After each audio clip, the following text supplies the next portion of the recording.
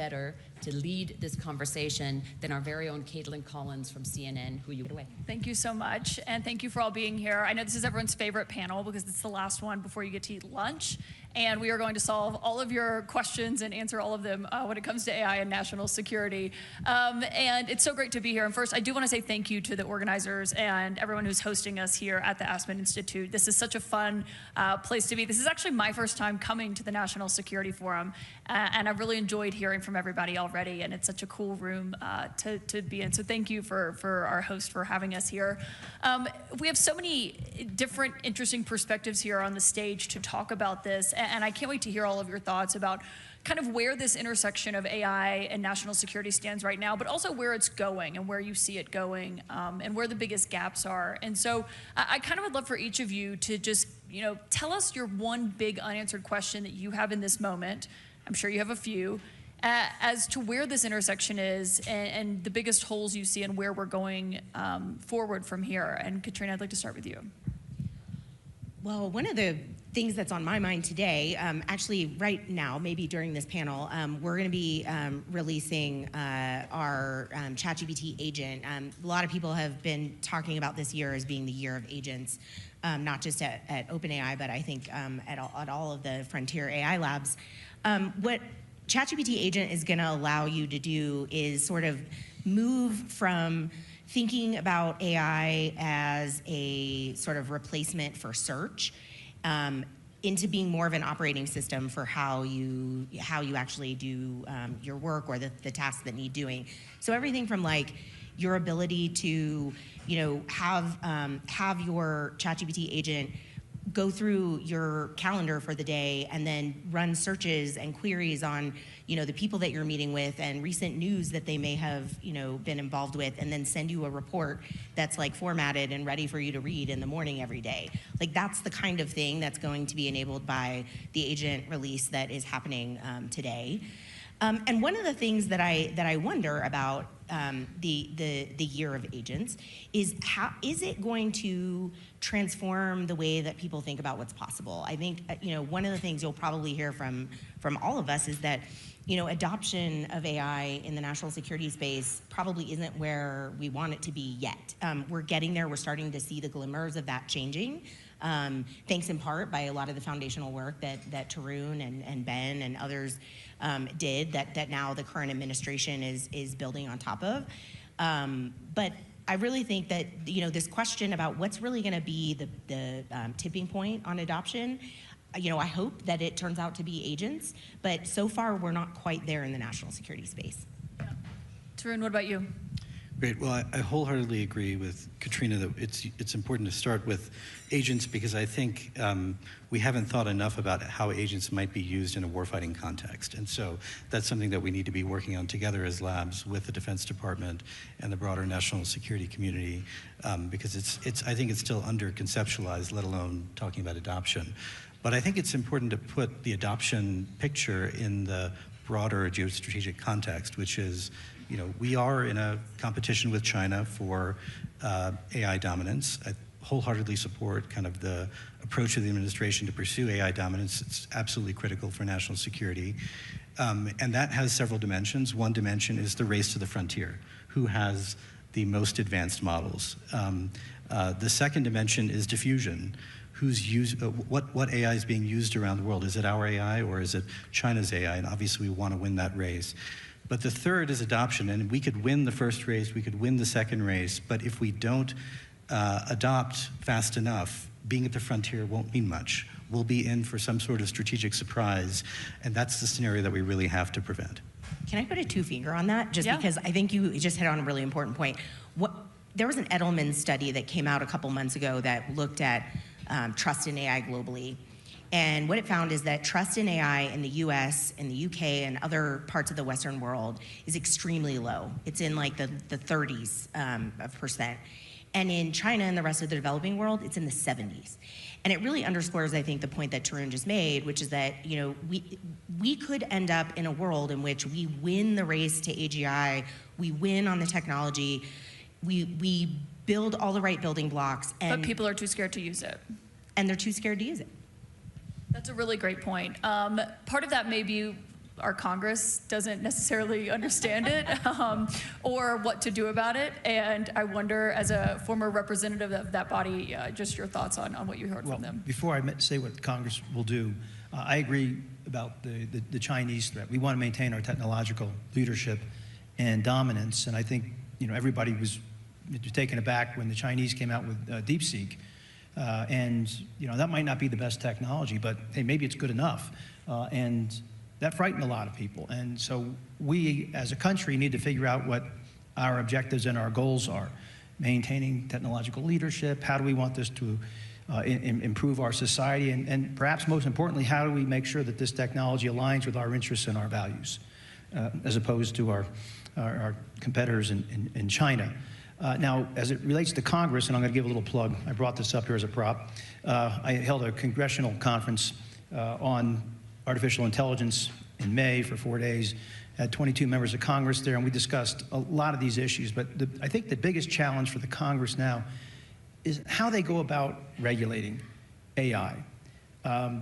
You saw in the recent reconciliation package, the big, beautiful bill, Congressman Jay Obernolte of California had inserted a provision that would have imposed a 10-year moratorium on the states to regulate. And it was removed in the Senate because it didn't comply, I think, with the Byrd rule. But only after the House passed it, and then members complained, and we're like, we're not going to vote on this if the Senate doesn't remove it. Well, I think it did something important, though. It helped prompt a discussion. And 10 years is a long time, but that means Congress knows it needs to do something. But what they need to do and how they need to do it is an open question. I think at some point they might need to do what they did on China with that bipartisan select committee and try to come up with some serious recommendations. If not a select committee, maybe a blue ribbon commission. I mean, after 9/11, we had a blue ribbon commission. Maybe we should do one before there's a disaster and recommend this commission, industry leaders, people who understand this technology, make serious recommendations to the Congress about how to go about regulating this. And where are you going to house this? We're going to create a new regulatory entity? I don't know. I mean, there are a lot of questions that we don't have answers for right now, and they're starting to develop some expertise in Congress. There's some members, I mentioned Jay Obernolte of California, Ted Lieu, they have technical understandings. I mean, Obernolte, he was on a career track to be a software professor, engineer, and he made money writing software for video games. But that said, there are people like that. Senator Schumer's been very active, Rounds, Blackburn, Hawley, Warner. You got a lot of people interested. And so the question is, how do you channel this? Because right now, the good news is, as members and staff, and we train up our staff, are learning more about this technology, there aren't hard partisan divisions yet. What's the Republican position on AI versus the Democratic position? I don't think there really is one right now. So there's an opportunity to arrive at some consensus fairly early before things get overly political. Well, and I think when it comes to terms of what they can regulate and what that looks like before you get there, I'm reading this book right now. It's a forthcoming book from Garrett Graff on the building of the nuclear weapon and what that looked like. And it's a step-by-step process. And it's really fascinating to just look at how the federal government didn't really know what these scientists were coming to them and saying that this is a possibility of what they have, but they were trying to stress the need of how important that was. And I think, to your point about the relationship between government and AI companies as they are building these models, you seem to clearly think it's not at the level of where it should be yet in terms of that interconnectedness.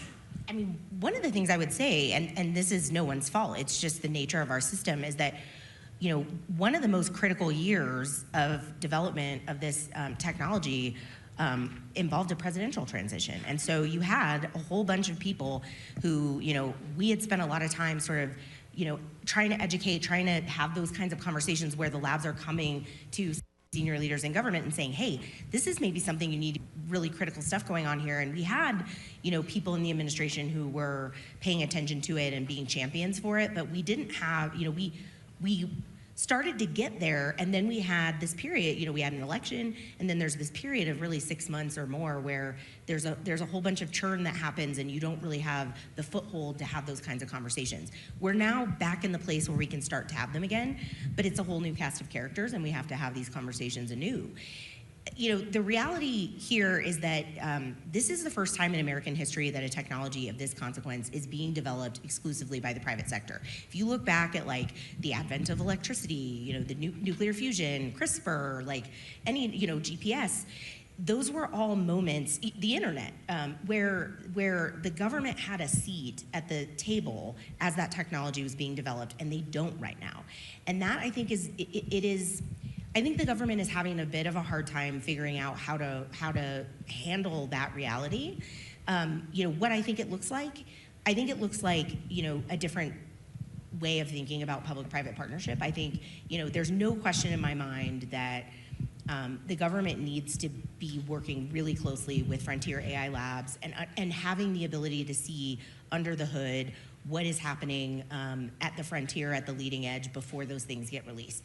We're not really there yet. We do that in anecdotal ways, but it's not routinized. It's not contingent on an MOU. It's actually by people like myself and Tarun inside of these companies saying, hey, we're gonna have to go talk to the national security community about this.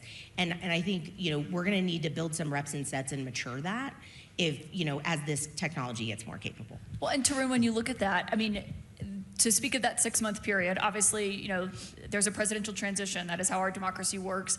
I think we can all understand why we respect and appreciate that. But China's not having that moment. Other nations aren't having that are interested in developing this technology or already doing so in terms of how that works for them. So I wonder how the United States handles something like that. Well, this is where I think Charlie's absolutely right, and credit to him for the congressional institute that he runs to try to build bipartisan consensus around issues like this, and I think we actually can. So if I think about where is there strong bipartisan agreement, one, to build critical AI infrastructure in the United States. What's that we're going to require? More energy and reform on power and permitting issues. China brought on around 400 gigawatts of power last year. We brought on around 56.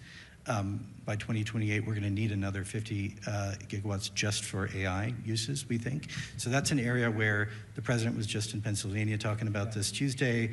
Our CEO was there. I think there's bipartisan support for what the administration is going to do there. Second, on diffusion, I think there's work on more financing for data centers abroad so that you have American AI in more places around the world.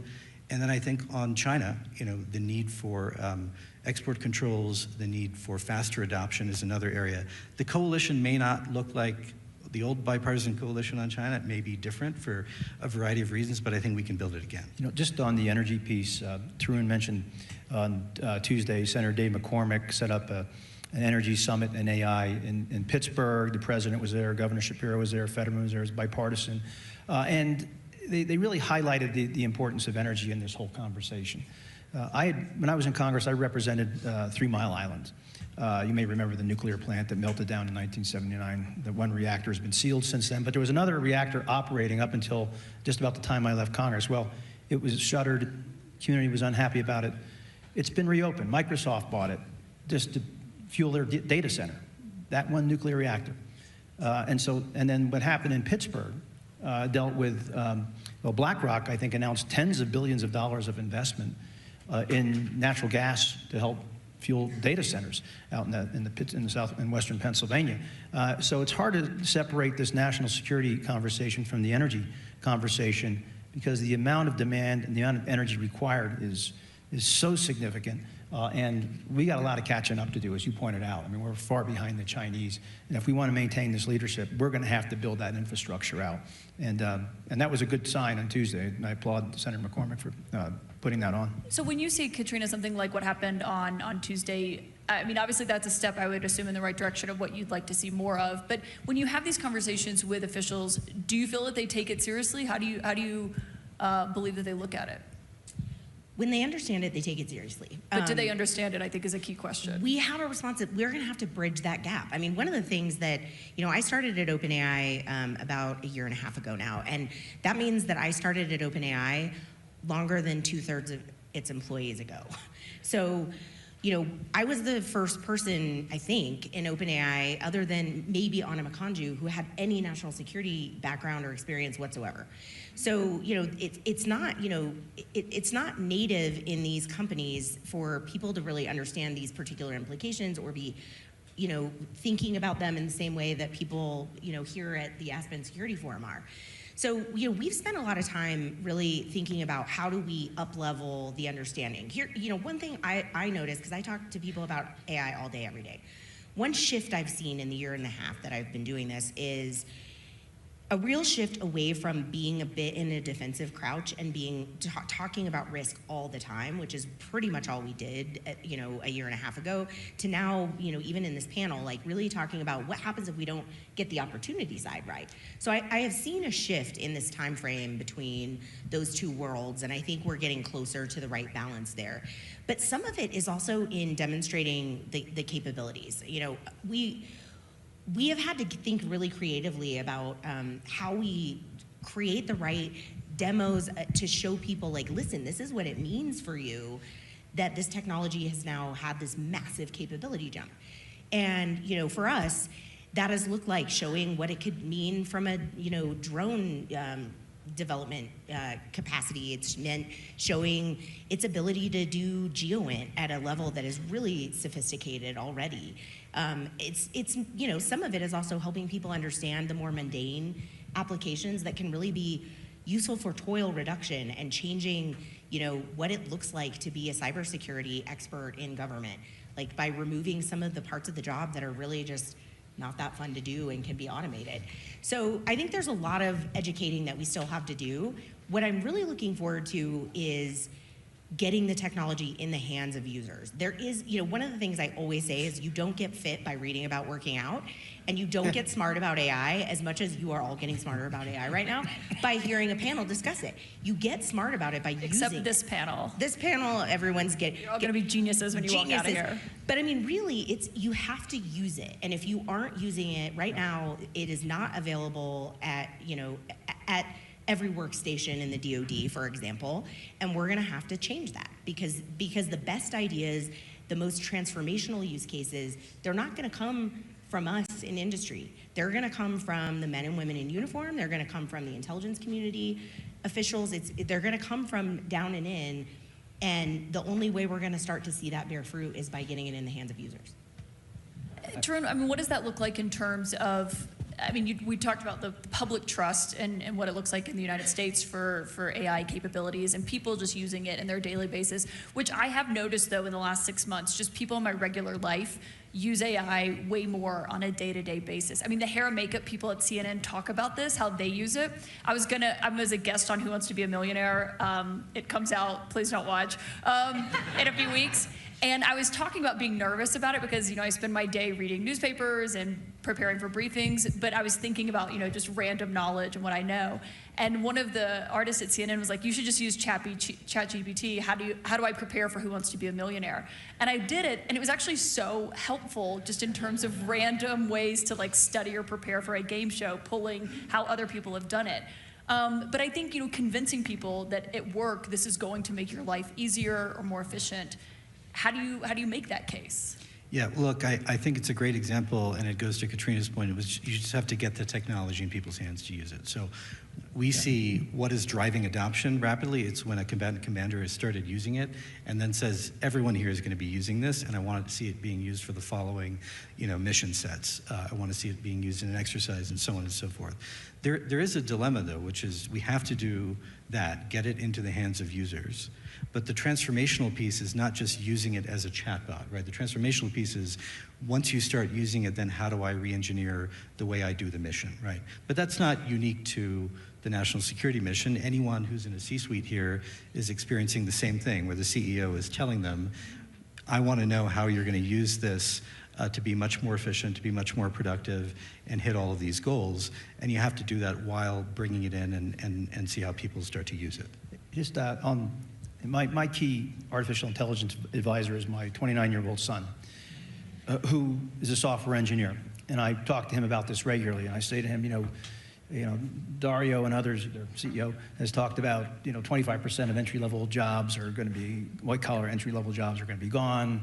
I say, you're a software engineer to my son, they say you're going to be out of work because you code. He writes a language called Python. I thought it was a constricting snake, but that's what he writes. And he says, no, I'm not going to be out of a job. You kidding me? He says, he tells me, he says, you have to know how to use this. If you know how to use this, you control the AI. It doesn't control you. And he sees all these applications. He's not all worried about losing work. He sees all upside on this stuff. So I think you're absolutely right that people have to use this stuff, not talk about using it, but actually use it. And there's enormous opportunity. And those who figure it out, I think, are going to have a pretty interesting path forward. And one thing that you focus on, Katrina, is how to use this to make people's jobs better, more efficient. Obviously, we're talking about this in the lens of a national security perspective. And when people hear this, they're thinking, okay, how are you using that on the battlefield? There's been conversations about this with Ukraine or with Israel's war in Gaza and what that looks like. There is a question of these companies are developing these AI models. How are they being deployed on the battlefield? What if it's the same model on both sides of the battlefield? Those are big picture questions that I think a lot of people have that we don't know yet, but there are questions of what does that look like when it's actually in practice? I mean, the answer is we don't know yet. What I think, I think you have to start somewhere, and I would advise that we not start there, right? Like, these models are really good at a number of things, and we need to actually do more kind of testing and evaluation before we start relying on them in contexts like warfighting, where the stakes are incredibly high. Like, I want to start with transforming the military health system. Like, I want to start with taking everything we've learned from private sector use of these models, and I want to go to the chronically underfunded, Defense Health Agency and say, okay, like, what lessons have we learned over here how can we solve traumatic brain injury? I mean, these are things that we could be doing right now. And so I think one of the things that tends to scare people is the idea of, like, taking humans out of the loop for critical decision making, mass surveillance being enabled by these models. Those are all things that we aren't in the business of doing right now. And I don't know what the future will hold. I think that when these models are more capable, we need to really stress test what our policy lines are around things like that. But there are so many things short of that, changing the way the intelligence community workflow works, making sure that we're actually identifying and pulling together disparate threads of information. I mean, we've spent the last 20 years creating more data than any human can ever process. And now we have this tool that can process data really, really effectively and surface really hard questions for humans so that they can focus their time and energy on the things that only humans can do. And that's really what I think good looks like in this space. But we're gonna have to, I think, start somewhere, and where we start looks like getting it in the hands of users. But when I look out into the future and I say, okay, like, what does it look like for government to really make big bets? Because to Tarun's point, the real transformation isn't gonna come from the chat function. It's gonna come from using AI to do things that are not possible to do today. And what does that look like? It looks like custom model development, using government data, building models that are trained to do things that there is no commercial application for, that are exclusively for giving the government an asymmetric advantage. That's not really happening in any, there's pockets of excellence and little glimmers of that right now. But I think the next year is gonna be really transformational. And I give a lot of credit to the DoD and to the Chief Data and AI Office in particular for their announcement of these massive partnerships with all of the frontier AI labs. Tarun's Anthropic is one of them, OpenAI is one of them, there are others, Google is one of them.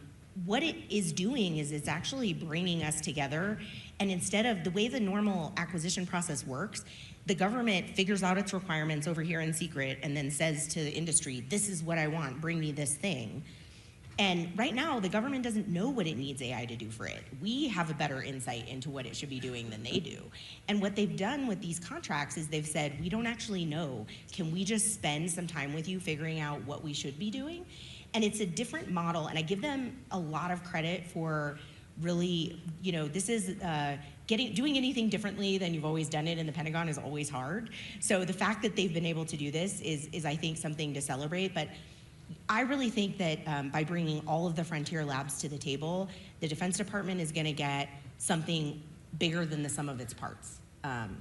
That's such a great point on those new contracts that are awarded. Tarun, I wonder what you just think of what does that look like in terms of when you're kind of given a contract, but it's blank. You don't really know exactly what the requirements are. You don't have these three things that you have to fulfill in order to fulfill that contract. So I'm in full agreement with Katrina about this. This is the right way to do it, because the initial contract is basically, we need you to offer your time, your expertise to come in and help build out what the capabilities could be. And there's really no other way to do it. And there's a responsibility on the part of the labs to help do that. So I think about where we were 1 year ago and where we were today. So as Katrina mentioned, there was a national security memorandum from the previous administration saying, thou shalt adopt frontier AI, but it was pilots, do the following pilots. Today, we have contracts from the Defense Department. There's serious work happening in the intelligence community to integrate data and do all sorts of things that just wasn't really, I didn't think was actually going to happen a year ago. So there's real progress. And other innovative things, like the Army has set up a detachment where you come in as a lieutenant colonel if you have the right background, and you're going to do exactly what Katrina's talking about, which is help them figure out what are the requirements and what can the capability be. Yeah, I want to take some audience questions too. Congressman, just in terms of the congressional role in this, we always talk about what that looks like in terms of regulating it and how they handle that.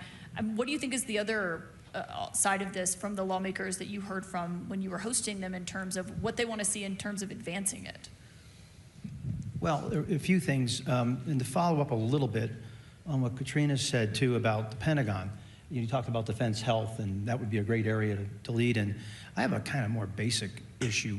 The great white whale of procurement reform at the Pentagon. And there are probably a bunch of experts in this room on that subject, but the Pentagon kind of thinks in terms of like hardware. Weapon systems takes a long time from beginning to end. Then you got to start thinking more about software, and how fast that moves. And is the Pentagon going to be ready to deal with procurement in a serious way? And that Congress has a role there. But again, I think the fundamental question for Congress is, where do they begin? I think they need industry experts and other technology leaders to give it guidance about where to begin, where to start, how they should do this, because I think they just aren't sure. I mean, they know they're going to need a federal preemption, that you can't have 50 state laws dealing with all this. I mean, if there was an interstate issue, this is it. I mean, it's more than an interstate issue. But so clearly, they know they're going to have to preempt the states at some point. There will be federalism fights and all that. But that's going to happen. But then it's an open slate. Where do we go from? And does Congress need to create a separate entity to regulate AI? Or do we house it at NIST or, wherever, Commerce, Pentagon? I don't know. But that's more questions than answers. Could it help the Pentagon pass an audit? 1,000% yes. It absolutely can help the Pentagon pass an audit. I would be surprised if every single one of the AI companies didn't have that on their list of use cases to talk about through the CDAO contracts that we all just got. But some of the most transformational things are going to be the boring back office things, and they're going to free up incredible resources for the Defense Department to do things that would be unsustainable if it had to do them by continuing to do things the way we've always done them. And so, when I think about risk, people ask me all the time, what do I think is the biggest risk from AI? And my answer is always the same. The biggest risk is keeping on doing things the same way that we've always been doing them. That is actually, of all the things that I'm worried about, the one that worries me the most.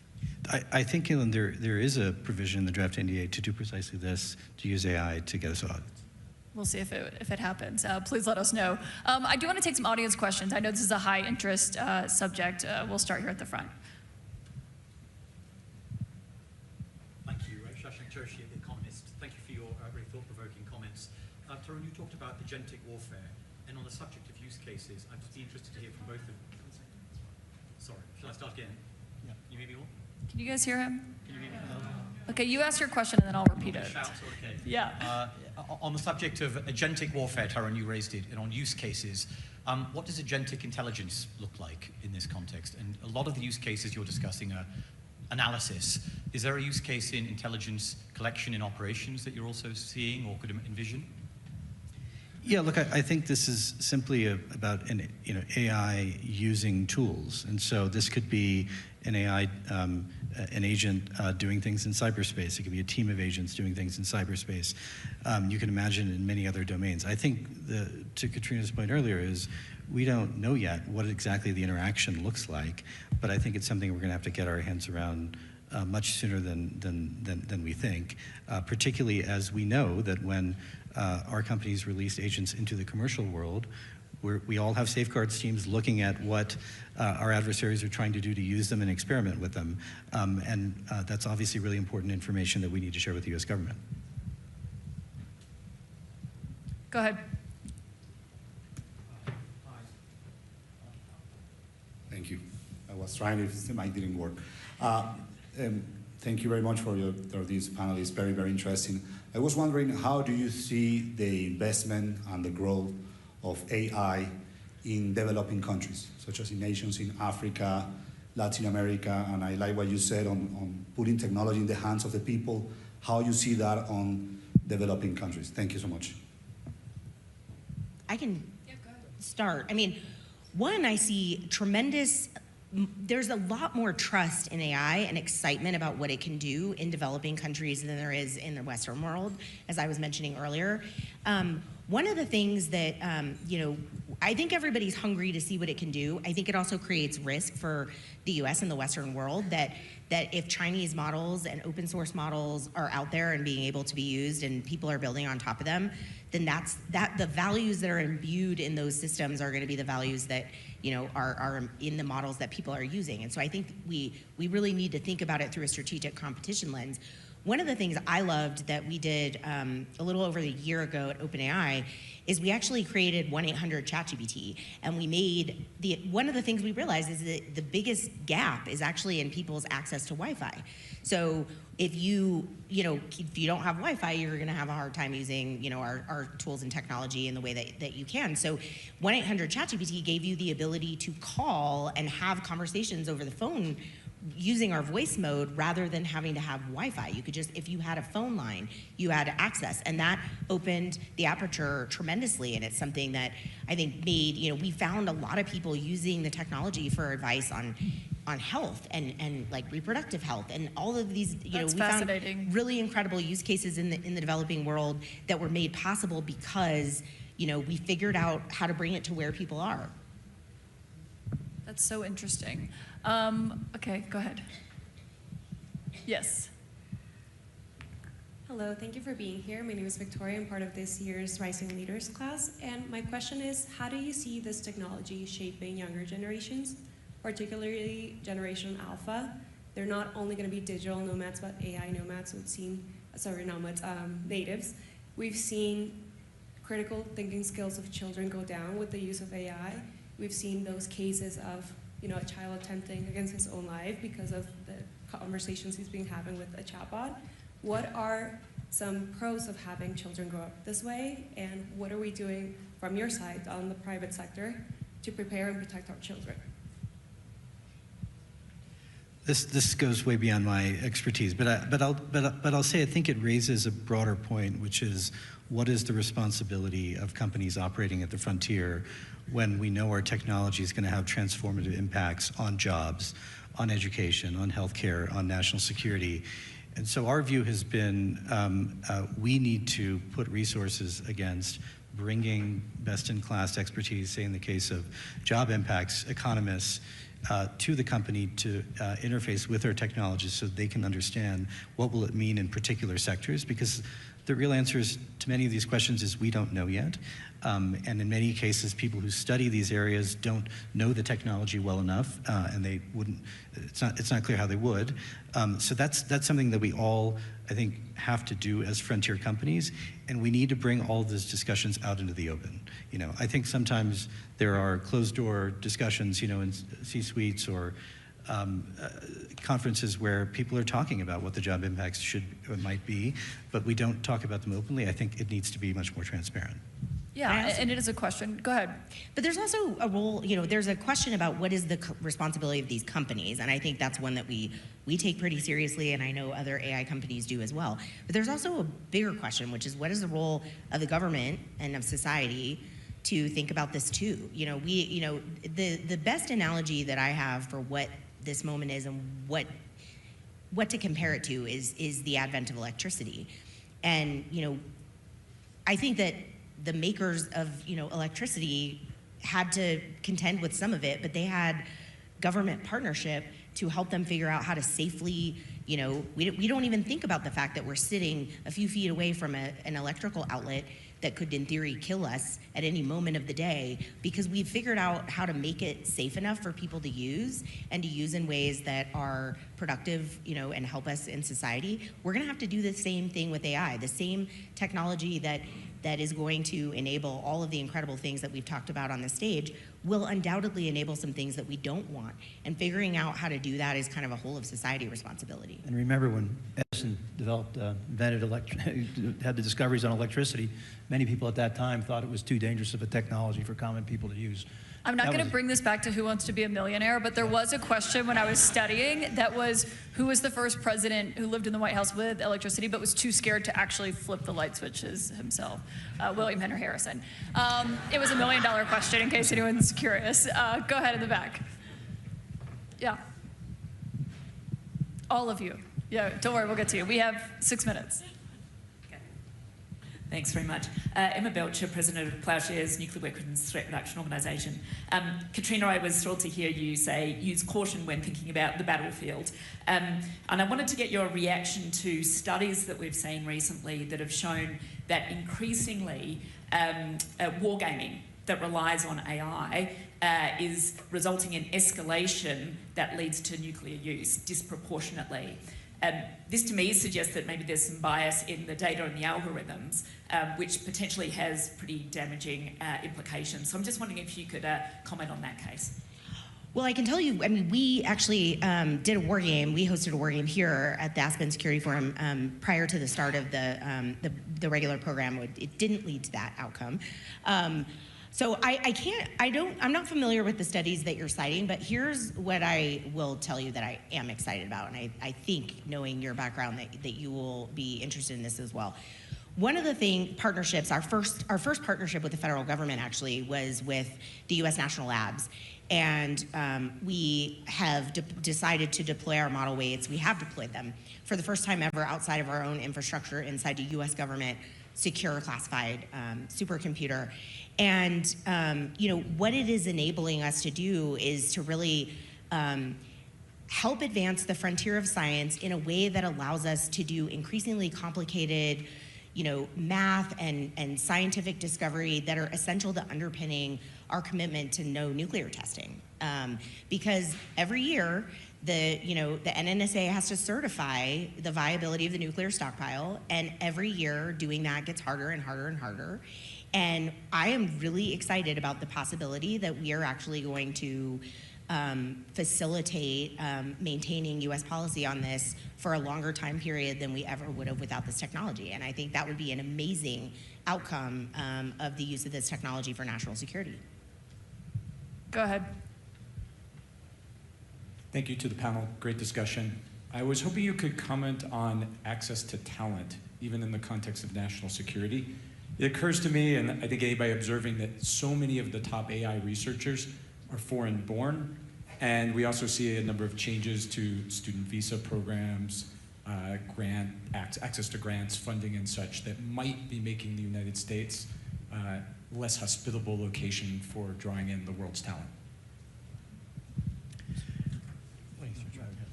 Well, it's already happening. I've been talking to academic leaders who have been telling me that that some of their top talent is being courted heavily by Europe right now. And I think this country, and I think policymakers, if they're listening, that they need to continue to make major investments in basic research. We have to, because our competitors, especially the Chinese, are making those investments, as are our friends in Europe. They're doing the same thing. And we are really at risk of a brain drain. I mean, that's been our advantage. The talents always come here, and I think that's been a big part of our technological edge in so many areas, from medical research to quantum computing to you name it. We've been the leaders. But it's a real threat. It's a problem. And I think the Congress is going to have to step up and reassert itself on that very issue where it's been so strong for a very long time. Yeah, look, the competition in AI boils down to chips, talent, and energy. And in all three, we ought to be maxing out everything we can do. That's how you get to AI dominance. Well, and when you are in this book about the development of the nuclear weapon, I mean, you realize how many of these scientists were driven to the United States by the war in Europe. And just to think about that, if that had not happened and we had not had those brilliant minds working in the lab, is a fascinating part of this as well. I think we have time for maybe one more question. Hi, my name is Shannon. I'm with the Rising Leaders, and I'm a public diplomacy practitioner in Denver. And so, Katrina, what you were saying about the values instilled in certain large language models, depending on where they're coming from, reminds me of some conversations that I've had with some of my international exchange participants about, so my broader question is, who decides what the values are that are instilled in the large language models that we're working with, especially coming from the private sector? I'm sure many of us have seen some of the challenges that Grok has had. And so who makes those decisions? Who's controlling those buttons? So right now, it's the AI companies themselves, and there isn't any real regulation or oversight of how we do that. The way that we do it at OpenAI, we have a model policy team that develops something that we call the model spec. And if you guys are interested in this question, which I think is a super important question, you should pull out your phone and pull up the model spec, because what we did, and now other companies have done as well, is we published it. We actually wrote down what we taught the model and why, and how we taught it to, what values we instilled, and then we made that transparently available to everybody. Now, I don't think people haven't, we did that because we think that we should have a debate as a society about what values, we made certain decisions and trade-offs in doing that. You may not agree with all of them. We should have that discussion. We should have that debate as a society. The AI companies do it all a little bit differently, some of them a lot differently. And I think in the end, what is different between building on top of American AI versus building on top of Chinese AI is that we're being transparent about the values we're instilling in the model, and they are not. Yeah, I think this is a really important question. You're probably going to hear much more about it in the next few weeks or so in Washington. But I think the best you can do is be transparent, to Katrina's point, about what you were doing to train the model. And I think it's okay that there will be some models that are going to be trained a bit differently depending on a number of considerations. But so long as you know what you are getting, and then there are market dynamics, right, where enterprise is choosing to go, with certain kinds of models. You have consumers choosing to go with certain kinds of models as well. But I think the key thing is, are we being as transparent as possible about how we're doing this? The only thing I'd say in conclusion is that one of our key policy objectives has to be making sure that development of AI aligns with our values and our interests. And that's why this diffusion of this technology, we want to make sure people are using American systems so we can control the systems and our values, as opposed to maybe the Chinese, and God knows what they'll do on surveillance and other things. So that's the issue. We have to make sure it aligns with our interests and our values. And there's another panel tomorrow that will focus more exclusively on what that looks like with China, which I think will be a fascinating conversation. Thank you all. That was great. I really enjoyed that, and I hope you all did as well. Thank you so much. Thank you. That snuck up on us. Just a little housekeeping. For those of you who would like to have lunch, there's going to be a fascinating continuing conversation in the basement on AI with Craig Mundy and Anya on his recent book, and also Tent Outside. See you at 1:30 back in here for Adam Bowler. Thank you.